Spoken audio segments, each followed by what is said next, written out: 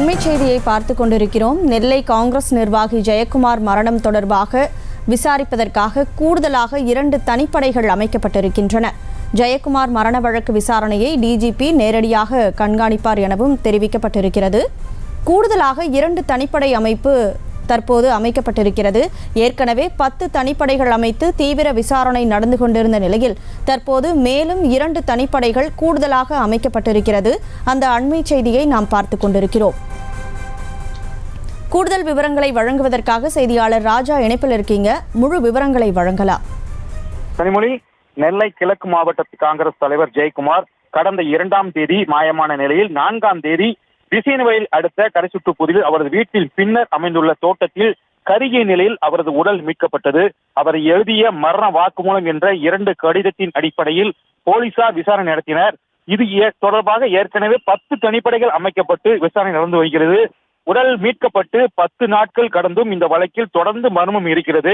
போலீசாருக்கு கிடைத்த சிசிடிவி காட்சிகள், செல்போன் கால் லிஸ்டுகள் கைப்பற்றப்பட்டு ஜெயக்குமாரின் ஒரு செல்போன், கருகிய டார்ச் லைட், கத்தி உள்ளிட்ட முக்கிய ஆதாரங்களின் அடிப்படையில் நடந்த விசாரணையில் எவ்வித முன்னேற்றத்தையும் ஏற்படுத்தவில்லை. மேலும் அவரது உடல் பாகங்கள் சேகரிக்கப்பட்டு விஸ்ரா பரிசோதனைக்காக மதுரை மற்றும் பெங்களூருக்கு அனுப்பி வைக்கப்பட்டுள்ளது. அவற்றின் முடிவுகளுக்காக போலீசார் காத்திருக்கின்றனர். மேலும் கூடுதலாக 2 தனிப்படைகள் அமைக்கப்பட்டு தற்போது விசாரணை நடத்தி கொண்டிருக்கிறது.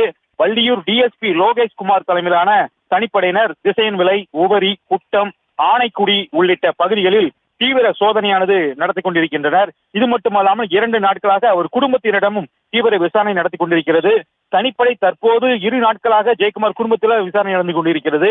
மேலும் இந்த வழக்கின் போக்கு மற்றும் விசாரணை குறித்த தகவலையும் தமிழக டிஜிபி சங்கர் ஜிவால் மற்றும் தென்மண்டல ஐஜி கண்ணன் ஆகியோர் தொடர்ந்து நேரடியாக கண்காணித்து வருகின்றனர். வழக்கு விசாரணை தொடர்பாக எவ்வித தகவல் இருந்தாலும் உயர் அதிகாரிகளுக்கு மட்டுமே தெரிவிக்க வேண்டும் என வழக்கு விசாரணை குறித்த விவரங்களை போலீசார் காவல்துறை வாட்ஸ்அப் குறிப்பில் பகிரக்கூடாது என கடுமையான நிபந்தனைகள் விதிக்கப்பட்டிருக்கிறது. தொடர்ந்து பல கோணங்களில் இந்த விசாரணை நடந்து கொண்டிருக்கிறது. கனிமொழி, விவரங்களுக்கு நன்றி ராஜா.